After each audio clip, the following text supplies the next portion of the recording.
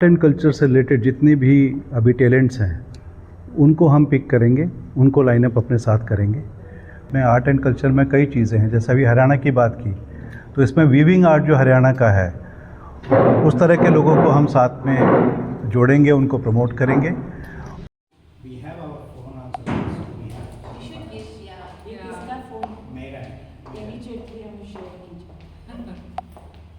निकालने के बाद ना पहले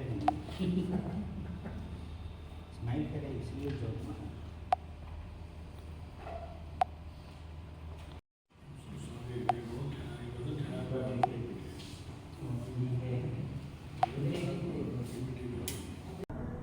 सर, पहला सवाल हमारा ये है कि जिस संस्था को आप लेकर के चल रहे हैं, जो आपका ऑर्गेनाइजेशन है, इसमें इसकी क्या भूमिका है?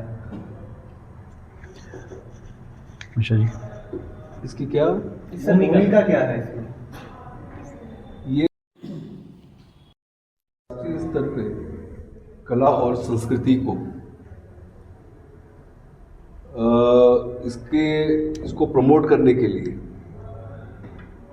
इसकी प्रेजेंटेशन के लिए, और ये आप सबसे बड़ी बात है कि ये देशों का आपस में कल्चरल वो call it exchange, cultural exchange का ये सबसे बड़ा प्लेटफॉर्म है। इसमें कंपटीशन है, इसमें प्रेजेंटेशन है, इसमें एग्जीबिशन है, सब कुछ कवर है। निम्न स्तर का व्यक्ति किस तरीके से जुड़ सकता है?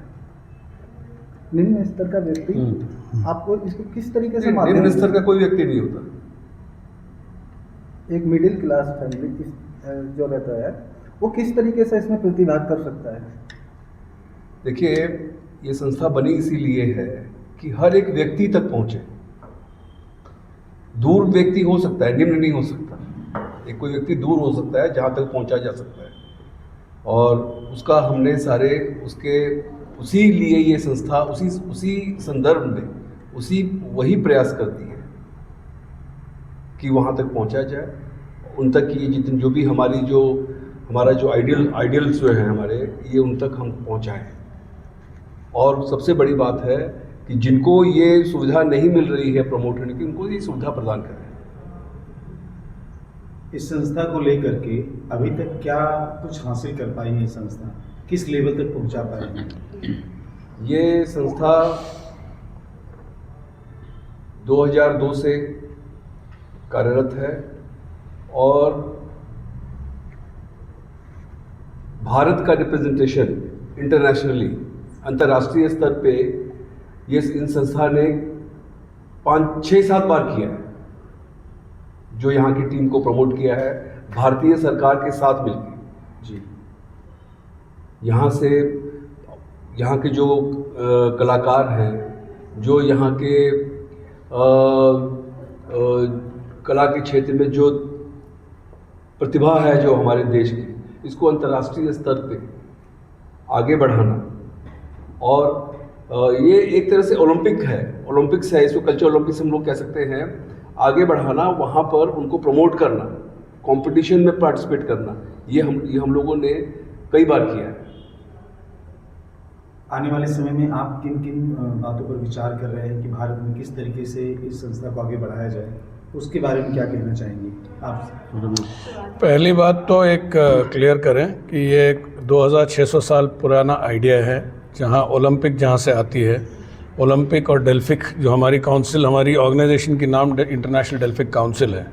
तो डेल्फिक और ओलंपिक दोनों जुड़वा बहनें हैं, ऐसा ये जुड़वा हैं जैसे हम लोग कहते हैं हिस्टोरिकली। और ये 2600 साल पुरानी प्रथा है। इस मॉडर्न ज़माने में ओलंपिक्स और हमारे बीच में लीगल संबंध नहीं है, मगर ये कहा जाता है, जैसे धर्मोत्तर पुराण कहती है, एक इंसान को सक्षम होने के लिए फिजिकली फिट होना ज़रूरी है और मेंटली अजाइल होना ज़रूरी है, आर्टिस्टिकली यानी कला और संस्कृति आनी चाहिए, होनी चाहिए।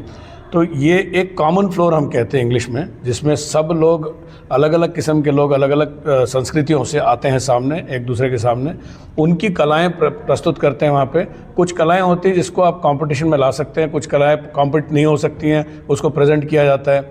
कुछ कलाएं होती हैं जो एग्जीबिशन में आती है, जो एग्जिबिट किया जाता है। एक दूसरों की कलाएं देखें, एक दूसरों की जो संस्कृति को समझें, उसको अप्रिशिएट करें। और लोगों के बीच में प्यार की सद्भावना बनाएं, वो हमारा प्राइमरी मकसद वो है। हम एक ऑर्गेनाइजेशन है जो पीस के लिए काम करते हैं, लोग अमन और शांति बनाने के लिए। हमारा जरिया संस्कृति और कला है। तो अब इंडिया में अगर हम सोचें, हम ऑलरेडी यहाँ 2002 से इंडिया में, वैसे विश्व में 1994 से हम लोग हैं, 94 से हैं, और यहाँ पे 2002 से हैं। अब तक हमारा रोल जो रहा था वो ये था कि भारतीय कलाकारों को, जैसे इन्होंने कहा, हम दूसरे देशों में डेल्फिक गेम्स जो होता है, जैसा ओलंपिक गेम्स आपने सुना, एग्जैक्टली वैसे ही डेल्फिक गेम्स होता है। फ़र्क सिर्फ उतना है कि वहाँ पे स्पोर्ट्स होता है, यहाँ कला और संस्कृति है। तो वहाँ हम लोगों को ले जाते हैं, उनको एक प्लेटफॉर्म दिया जाता है, एक माध्यम दिया जाता है ताकि दूसरों को अपनी कला प्रस्तुत करें। अब आने वाले दिनों में चूँकि हमें समझ में आता है कि एक नई पीढ़ी है, नए लोग हैं, बहुत सारी नई, अब जैसे आप भी कर रहे हैं, पूरी डिजिटल दुनिया है आज की तारीख में, और आर्ट्स भी डिजिटाइजेशन की तरफ जा रही है। पुराने आर्ट्स जो हैं, कुछ आर्ट्स गायब हो रहे हैं, उनको हमको वापस अच्छे तरीके से उसको खड़ा भी करना है। तो हम लोग अभी इसको एक नए सिरे से लेके जा रहे हैं, जहाँ पर भारत के अंदर में हम अलग अलग स्टेटों में, अलग अलग राज्यों में अपनी काउंसिल हम स्थापना कर रहे हैं, और उस काउंसिल के ज़रिए गाँव तक हम पहुँच रहे हैं कि कलाकारों को किस तरीके से ढूंढा जाए, उनको किस तरीके से सामने लाया जाए, और उनको किस तरीके से प्लेटफॉर्म्स दिया जाए जिससे उनकी भी फ़ायदा हो, हमारी संस्कृति चले आगे, और हमारी कलाएँ जो है दुनिया तक पहुँचे। तो आने वाले दिनों में यही करने वाले हैं। हरियाणा एक स्पोर्ट स्टेट कहा जा सकता है कि भारत में अधिकतर यहाँ से ही बहुत सारी प्रतिभाएं उभर के आती हैं। तो हरियाणा के लिए आप किस तरीके से, आप तो भाषा बोलते हो ना, आपकी एक भाषा है ना हरियाणवी, जो बहुत पॉपुलर है। तो हरियाणवी भाषा अपने आप में कला है, हमारे तो एक कला है वो, ठीक है। हरियाणा में गाते तो हैं आप, वो भी हमारे लिए कला है। यहाँ नाचते भी हैं लोग, वो भी कला है। यहाँ विभिन्न किस प्रकार की कलाएं हैं। यहाँ पर कलाग्राम है, गुरुग्राम में आपकी स्टेट ललित कला अकेडमी है। ऐसे बहुत सारी जहाँ पर अच्छे अच्छे कलाकारों को प्रोत्साहन दिया जाता है। स्पोर्ट्स ऑफ कोर्स आपकी एक पहचान है कि स्पोर्ट्स में अब बहुत सारे लोग उभर के सामने आए हैं। इसका मतलब ये नहीं कि यहाँ पर कला नहीं है। हम चाहते हैं जिस तरीके से स्पोर्ट्स को प्रमोट किया गया है, जिस तरीके की स्पोर्ट्स की एक इकोसिस्टम बनी हुई है, उसी तरीके से हम कला के लिए भी करना चाहते हैं। तो हरियाणा में जो स्टेट काउंसिल है, जिसके हमारे प्रभारी हैं अमित शर्मा जी, ये हरियाणा के अंदर में ये काफ़ी कुछ ऐसे काम कर रहे हैं जिससे अलग अलग डिस्ट्रिक्टों में जाएंगे और अलग अलग कलाकारों को आइडेंटिफाई करेंगे, उनको एकजुट लाएंगे, इनको डेल्फिक गेम्स में पार्टिसिपेट कराने की सुविधा करेंगे। इसके अलावा जैसे भी आपके स्टेट के अंदर में बहुत सारी कला की प्रस्तुतियाँ होती है, स्कूलों तक जाएंगे, कॉलेजेस में जाएंगे, ये सब काम हम लोग करने वाले हैं। मतलब काफ़ी एक प्रोग्राम है हमारा लंबा, और ये लंबे समय तक चलने वाला है, ये चलता ही रहेगा। तो ये हमारा हरियाणा के लिए प्लान है। कुछ ऐसे नाम हैं जो आप यहाँ पर बता सकते हैं जिन्होंने भी इस प्लेटफॉर्म से फ़ायदा पाया हो? मैं आपको तो ग्लोबली, देखिए पहले बात तो ये समझ ले कि आर्टिस्ट जो होते हैं इस वक्त तो बेनाम है। वैसे तो बहुत आर्टिस्टों का नाम आपने सुना होगा, ज़्यादा करके फिल्म स्टारों का, पर जो असली कला वाले होते हैं इनको ज़्यादा कभी प्रोत्साहन मिला नहीं, इनको कोई पब्लिसिटी हुई नहीं। हम जब डेल्फिक गेम्स करते तो प्रयत्न करते हैं कि इन लोगों को सामने लाया जाए। अब इंडिया से अगर आप लेंगे तो गोल्ड मेडलिस्ट हैं हमारे पास इंडिया में, नॉर्थ ईस्ट इंडिया में, जैसे गुवाहाटी में है, और हमारे पास जो लोग बिहू का ढोल बजाते हैं, ठीक है, अब इनको गोल्ड मेडल मिला है। कि जो लोग अपनी खुद की इंस्ट्रूमेंट बनाते हैं, पेपा, डबल ऑन पेपा बोलते हैं, इसको गोल्ड मेडल मिला हुआ है इंडिया में। तो ये सारी चीज़ें अब आने वाले समय में जब डेल्फिक गेम्स होंगे तो हम भी वही करने वाले हैं। जिस तरीके से लोगों को प्रमोट किया जाता है उस तरीके से अब तक हम करते नहीं थे, अब हम वो करने वाले हैं आगे जाके। जी, अमित जी के लिए सवाल है कि अमित जी, आप हरियाणा के लिए क्या कुछ करने जा रहे हैं अभी तक? काफ़ी कुछ अभी रमेश जी ने ब्रीफ किया आप लोगों को। एक तो कल्चरल और आर्ट एंड कल्चर से रिलेटेड जितनी भी अभी टैलेंट्स हैं उनको हम पिक करेंगे, उनको लाइनअप अपने साथ करेंगे। और आज ही शुरुआत की गई है, आज पहली बार हमने हरियाणा से रबाब जैसा इंस्ट्रूमेंट उठाया है जो अभी यूनेस्को ने उसको रिकॉग्नाइज़ किया, उसका हमने प्रोग्राम रखा 15 मिनट का। तो ये तो एक पहलू हुआ इसका। बाकी हर तरह के, इस पर खाली म्यूज़िक नहीं है, इसमें आर्ट एंड कल्चर में कई चीज़ें हैं। जैसे अभी हरियाणा की बात की तो इसमें वीविंग आर्ट जो हरियाणा का है, उस तरह के लोगों को हम साथ में जोड़ेंगे, उनको प्रमोट करेंगे। और हमारे माननीय मंत्री जी जो हैं राव इंद्रजीत जी, वो मिनिस्टर ऑफ आर्ट कल्चर हैं, तो उनको भी हमारा भी सारा लिटरेचर और डॉक्यूमेंट जाएंगे। ऐसे आगे के सब प्रावधान हम बना रहे हैं, और बस यही कहना चाहता हूँ। अभी इतने सालों से आप जनहित के लिए काम कर रहे हैं, सरकार की तरफ से कोई सहयोग है, और यदि है तो किस तरह से? देखिए, आज हमारा नेशनल बॉडी की मीटिंग थी। हमारा ये मानना है कि सरकारी प्रावधान और सरकारी पॉलिसीज़ बदलती रहती हैं हमेशा, लेकिन अगर आप गहराई में देखें तो कभी भी, जैसे हम इंटरनेशनल लेवल पे बात कर रहे हैं, इंटरनेशनल कल्चर जब डेवलप होता है किसी भी रिलेशन दो कंट्रीज़ के बीच में, वो कभी ट्रेड से डेवलप नहीं होता, वो आर्ट एंड कल्चर के एक्सचेंज से डेवलप होता है। अगर आप पुराने समय में जाए, हम स्कूल टाइम में स्पुतनिक जैसी रशियन मैगज़ीन पढ़ते थे जब ट्रैवल नहीं करते थे, तो रशिया का कल्चर हम पहचानते रहे, यूरोपियन कल्चर पहचानते रहे। तो अब ग्लोबल हो गई हैं चीज़ें, तो cultural exchange art and culture से हम जितना होगा बढ़ाएंगे, और हिंदुस्तान के लिए तो काम कर ही रहे हैं पूरी तरह से। मैं इंजीनियर अशोक सिंह हूँ, प्रेसिडेंट हूँ Delphi council of Jammu and Kashmir का, और साथ में national director for memberships in India. मैं आपको आर्ट एंड कल्चर के बारे में और ये जो डेल्फी काउंसिल हमारी इंडिया है उसके बारे में ये बताना चाहता हूँ कि आज की डेट में हमारे 25 स्टेट्स में हमने काउंसिल्स जो है वो इस्टेब्लिश कर दी हैं। Out of 36 union territory and states, 25 में हमारी काउंसिल जो है वो चल रही है। नो डाउट कि अभी वो थोड़े कुछ स्टेट्स जो हैं वो इनिशियल लेवल पे हैं। हम 6 आर्ट कैटेगरीज़ पे काम कर रहे हैं।